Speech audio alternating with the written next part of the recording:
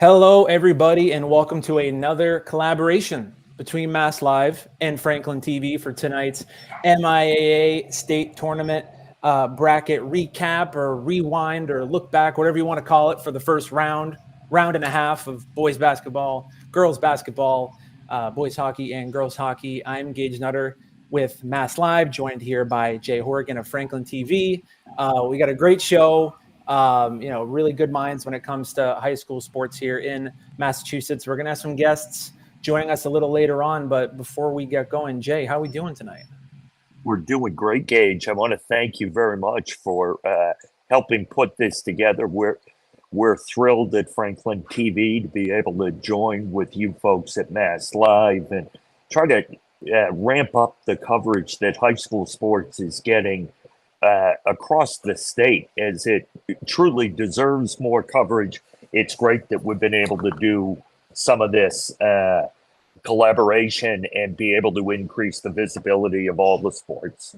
Yeah, no doubt. I mean, I'm excited. I got my caffeinated beverage. I'm ready to rock and roll. We had some good games tonight. But I want to start with you, Jay. I know you were down in Panther territory today. Yes. When it comes to some boys basketball. Number 3 Franklin versus number 30 Bridgewater Raynham in the Division I boys basketball round of 32. I know the Panthers coming into this season coming into this tournament 21-1, a really great record. Bridgewater Raynham, they fought tooth and nail to get into the tournament with an 11-9 record. Panthers took care of business tonight, as they usually do. Like I said, you were there. When it comes to Franklin being a number 3 seed, they're a favorite to go deep into the tournament this year. I'm sure they're excited to avenge that loss to Brockton in the round of 16 last year. Like I said, you were there. What jumped out to you most from that Franklin game? So it was a tremendous defensive effort that Franklin put forward. Franklin got out. They ended up winning 78-57, but they got out quickly in the first quarter, roughly a 20-5 lead at the end of the quarter. And then, to Bridgewater Raynham's credit, they fought their way back and actually at one point had in the second quarter, end of the second quarter at the half, it was only a 5-point lead. They cut it to 3 early in the third quarter, and then Franklin just kind of took control, led by their senior center, Sean O'Leary, who had a tremendous game both offensively and defensively. They also got a spark from a sophomore called Justice Samuels, who anybody who's familiar with Franklin basketball will recognize the last name Samuels. He had a brother who played at Rivers and also at Villanova, won a couple of national championships there.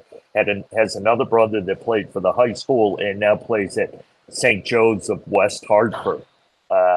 So he, as a sophomore, he came on, had 2 thunderous dunks in the last 3 minutes of the game to kind of cap that win off for the Franklin Panthers. Interesting, with their record coming in only 1 loss. That 1 loss was actually to a team from Florida. They played in a holiday tournament during Christmas week in Florida, and that was their 1 loss, was down there. They have not lost to a team in Massachusetts this year.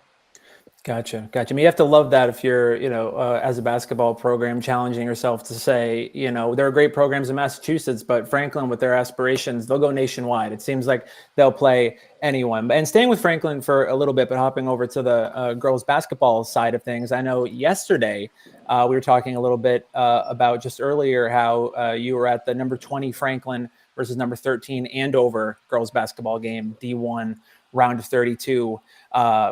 Andover storming back, it seems, in the second half to win that game 45-43. Like I said, you were there yesterday. So switching gears from boys to the girls, when it comes to Franklin, what did you make of that performance, specifically from Andover in that second half?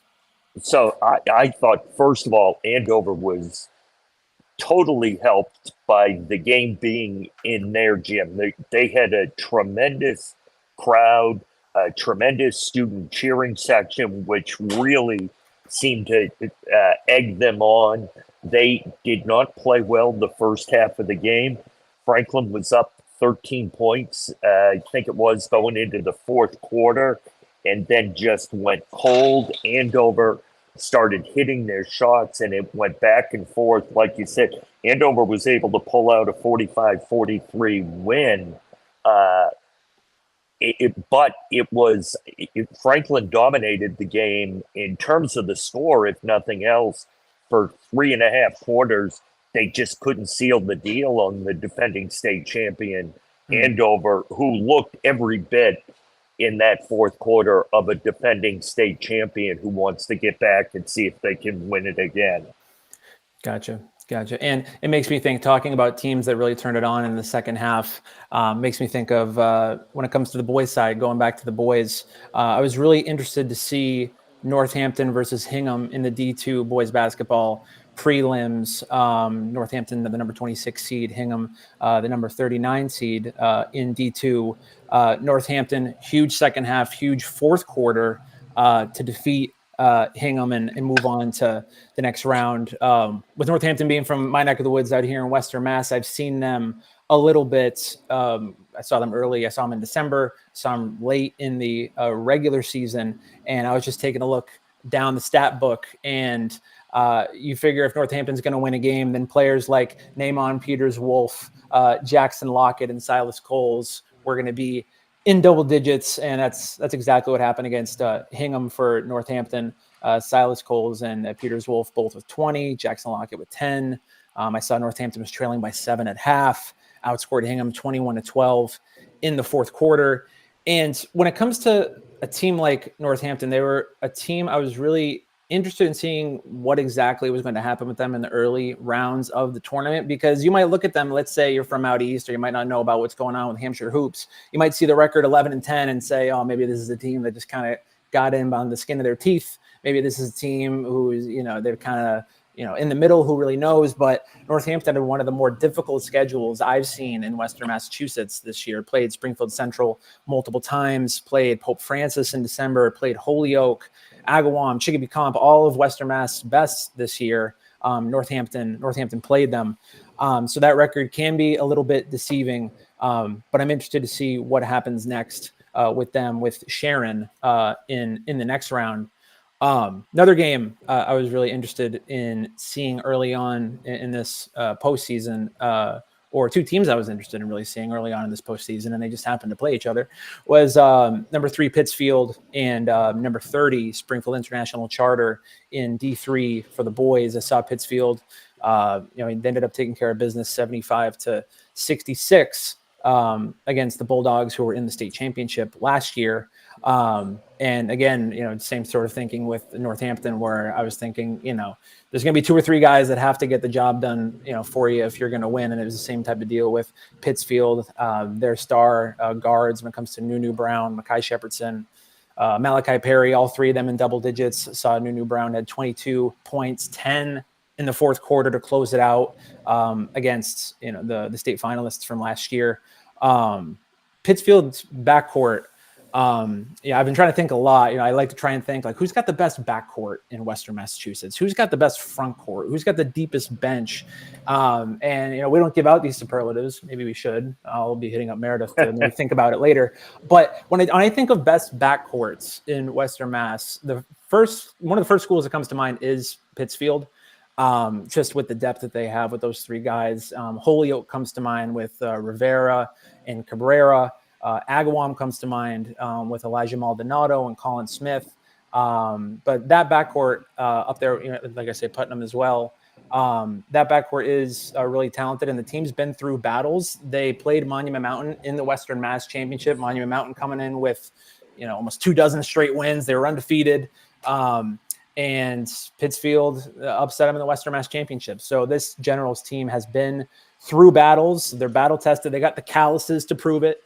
So I'm interested to see what happens with them in the next round. But when it comes to your neck of the woods, when it comes down, whether it be the Hockomock, whether it be down there in that region, in and around Franklin, I know you talked about the Panthers and what their expectations are with their number 3 seed, but who's another team or teams or players down in your region, or who are some boys teams that are still in the tournament that you've seen this year, do you think people should know about if they don't already?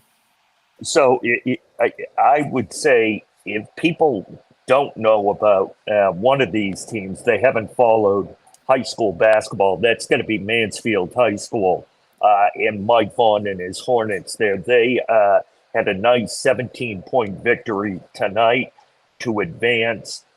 Mansfield has been always in contention, going back to the old style of the format, winning a state tournament actually over Franklin in the finals several years ago. But they continue to excel. They keep losing kids to graduation. They keep bringing kids up. They all seem like they're from the same family, but they're just a tremendous. Another Hockomock team is Milford. Milford was able to pull off a victory tonight as well over Neshoba Regional, who last year had advanced to the Elite Eight. So a big win for Milford. Those are a couple of the boys' teams I think should be that I've seen that should be watched out for. One other is Medfield from the Tri Valley League, had a nice win tonight, and they get to advance as well. Gotcha. Plenty of great boys basketball teams, obviously still in the tournament. Some great games start things off. But let's switch back. Let's talk about the girls a little bit. And no person better to talk girls basketball than my coworker, Kenneth Minogue. We're going to pop him here in a minute to chat about the game that he was at tonight. He had himself quite a game, Springfield International Charter and Falmouth in the D3 tournament. Saw Angel Stewart with that three from the wing to make things interesting for you, Kenny.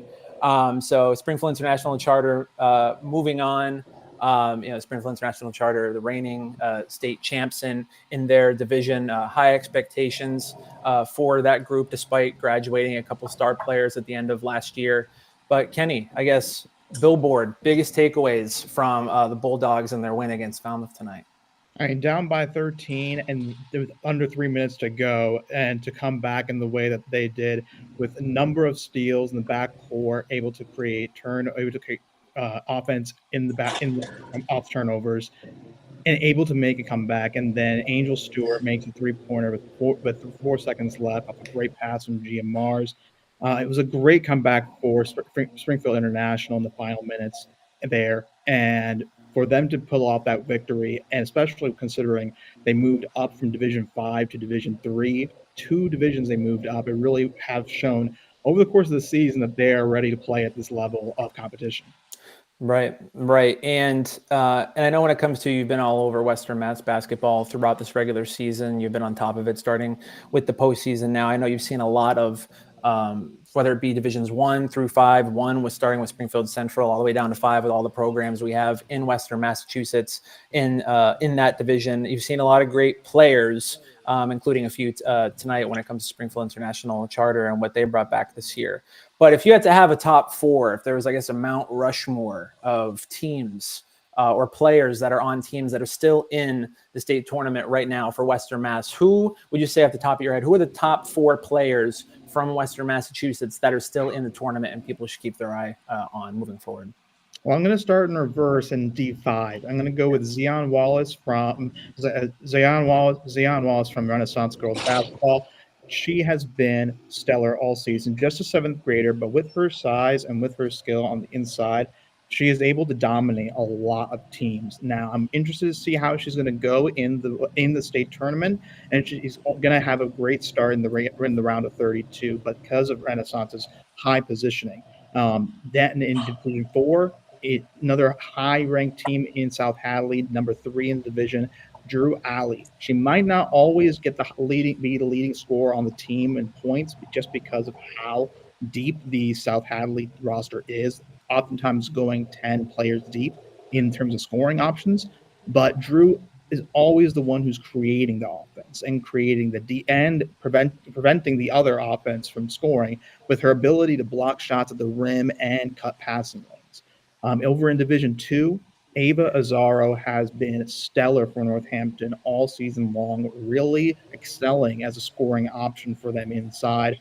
Over the course of the season, she's grown and grown. Recently, just crossed 1,000 points for Northampton in her career as a senior, going to be graduating this year. But she has really led the way for Northampton, been one of the top teams in Division Two. They can really light it up from outside as well, as well. And then lastly, in Division One, I'm going to cheat a little bit, and I'm going to say two players from Springfield International: Jalen Garvin Martin. That's not two players; that's one name. Jalen, as well as Angela Hector. These two players and their two-man game for Springfield Central on the inside and from the exterior and from perimeter really is what is going to drive Springfield Central. I mean, because Angela can prevent teams and from getting inside just with her intimidation and her physicality. On the outside, if Jalen can get going from the perimeter, she can light it up and drop 3, 4, 5 threes in a quarter itself and really put you out of the game. Gotcha. Well, Kenny, I know you're up against it. You still got to write your story. I will give you some grace. We'll push the deadline back. You take your time. You're settled in there at the Springfield offices, I see. So I'll let you get to it. Once again, Kenneth Minogue, my dear coworker, coming to us. Thanks so much, Kenny. Thanks, Gage. Have a good night, Jay. Take care, Ken.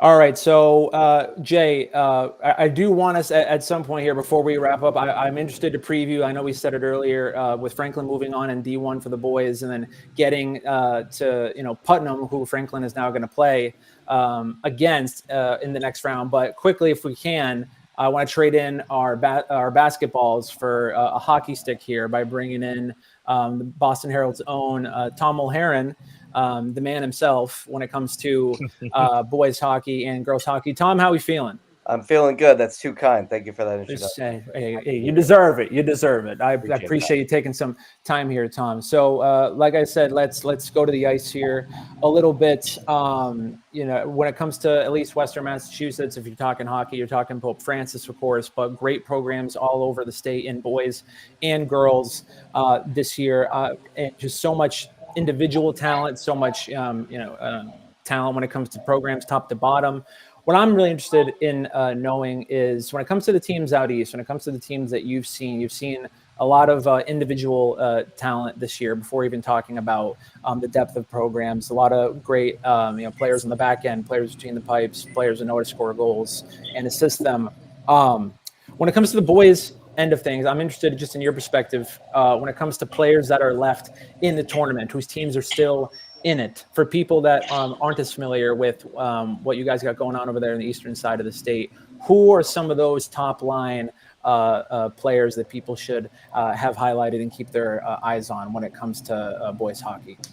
Well, it's funny. I felt like pretty much every week there were 2, 3, 4 between the boys and the girls, but 2, 3, 4 100-point scorers, 100 goal scorers, that were being celebrated. A couple so far in the postseason. If we're starting at the top in Division One, obviously when you look at the favorite, St. John's Prep, Jake Vanna, he's won 5 state championships across 3 sports. He just has a knack for, making those winning plays. Obviously has great teammates around him, but, it kind of starts with him. Cole Pouliot-Porter and Chris Hannafin, can't say enough about them in net for Zavarian and Reading, though they're both about to be challenged quite a bit in the next couple games if they can keep advancing. Franklin has one of the most potent lines in the state, if not the most potent, led by Ben Patterson. And, he's got great teammates around him. Anthony Lampisona had the game winner in overtime in the first round. There's a lot. Tewksbury, they have 3 100-point scorers, led by Matthew Cook, Logan Poulin of Nauset. They're the favorite in D3. He's already got a couple of goals. Chase Darcy of Shawsheen. I could just keep going. Chris Cardillo, I hope I'm pronouncing his last name right. A Sandwich, they've got a couple of 100-point scores. So it feels like from all sorts of different areas of the state, all sorts of divisions, there are players that can kind of make your jaw drop a little bit. Right. It's a little bit of an embarrassment of riches. There's just so much talent this year across all these sports. I was just thinking about it the other day, like when it comes to at least boys basketball in the western part of the state. Typically going into a state tournament, I could just rattle off 3 quick names off the top of my head. And now it's like, I'm rattling 6, 7, 8, 9. The list just kind of keeps going on with the depth and breadth of talent this year. But switching over to the girls a little bit, when it comes to girls hockey. When it comes to those teams, I mean, a lot of people, I mean, they know the favorites, they know the top seeds in most divisions, when it comes to girls hockey. But is there a team out there in girls hockey, no matter kind of what division, who might be sitting at, whether it be a 8, 9, 10, 11 seed, or whatever the seeds are, who you feel like is poised to make a run, whether it be a team that you've seen and when they're playing at their best, they really have it clicking? Is there a team that comes to mind for you that feels like they could maybe raise some eyebrows in the postseason? Yeah, it's one near and dear to you guys over in Pope Francis. Right. I picked them as a sleeper. I don't know if they're really a sleeper for you guys over there, but they got a lot of really great talent.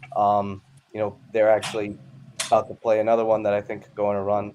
PB Linfield North Reading. They have a really great goaltender.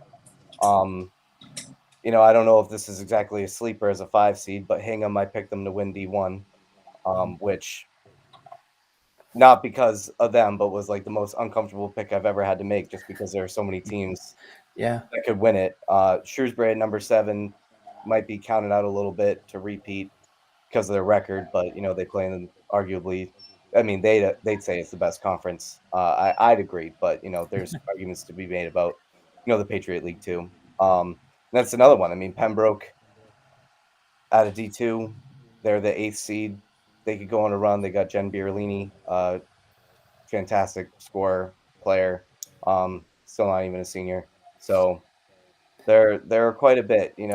Girls hockey was, for all the things that we could say about the parity in boys hockey, girls I feel like is even crazier.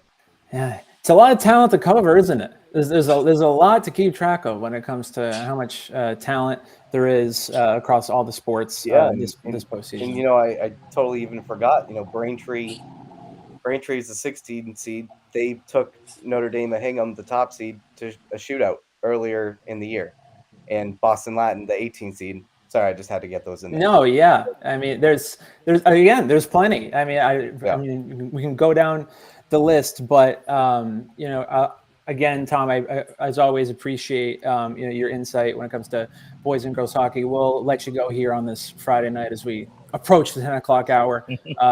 Thanks so much, Tom. Appreciate it. Yeah, no, appreciate it. Thanks, Tom. Guys. All right, Jay. So I mentioned it earlier. I was interested in doing this. I figure with our powers combined, looking into the boys basketball D1 tournament a little bit, it's almost just a sort of perfect kind of coalescence of our knowledges when it comes to you being with Franklin TV and the Franklin boys basketball team advancing to the next round of the D1 tournament. Well, they'll play Putnam, who's a team I've seen a number of times this year. Right. Putnam coming out of Springfield, arguably. I guess there's Pope Francis. See, it's difficult to find out who even the best boys basketball team in Springfield is this year. I mean, my goodness, we got Pope Francis, Central, Putnam, but I digress.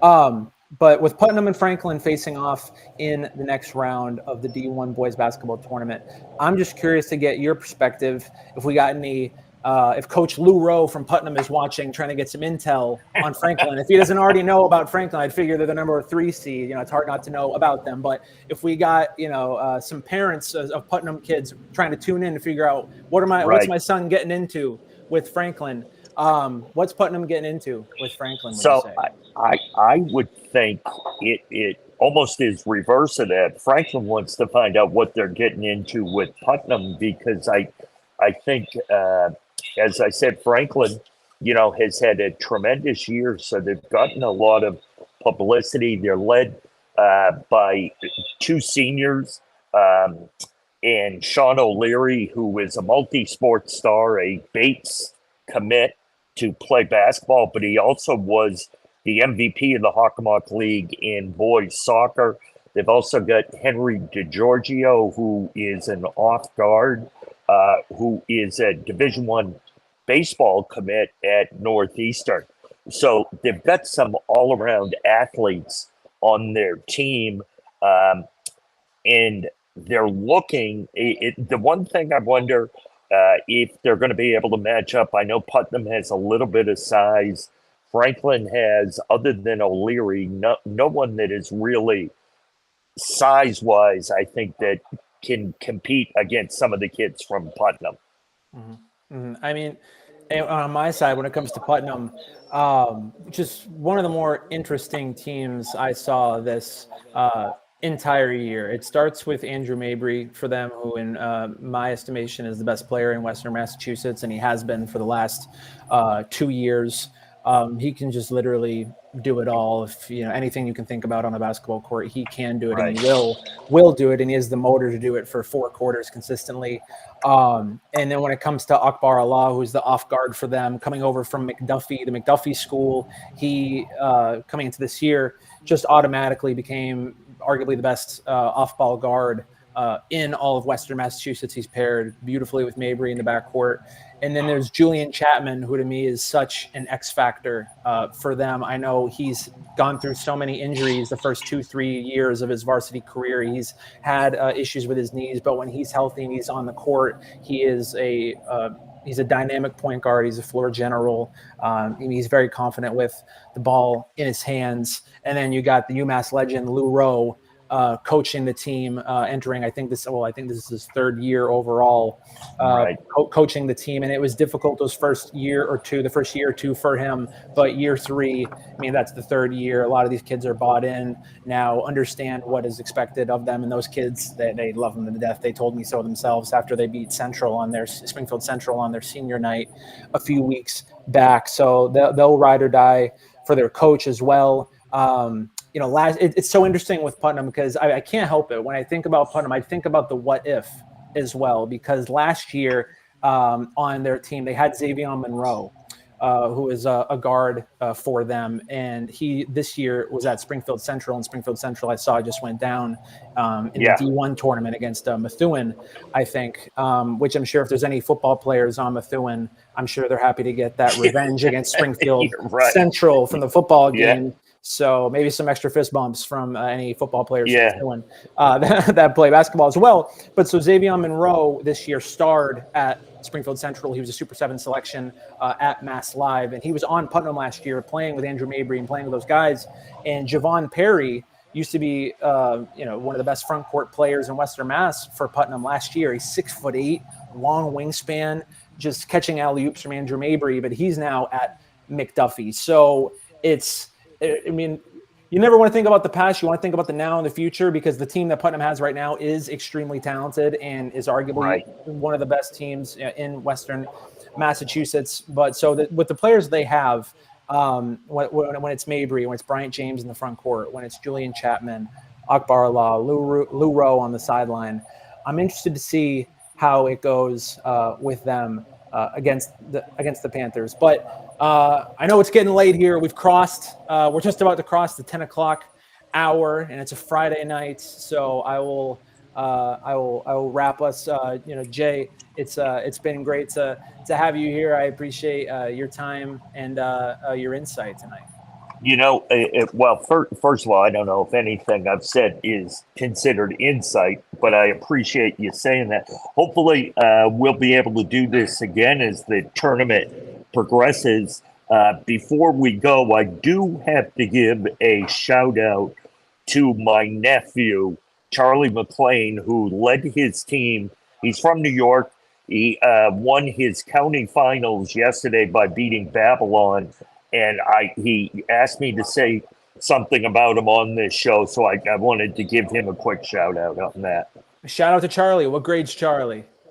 Charlie is a senior at Pearson. No decision made on what he's going to do next year, but whatever he does, he's going to do something special. I know that.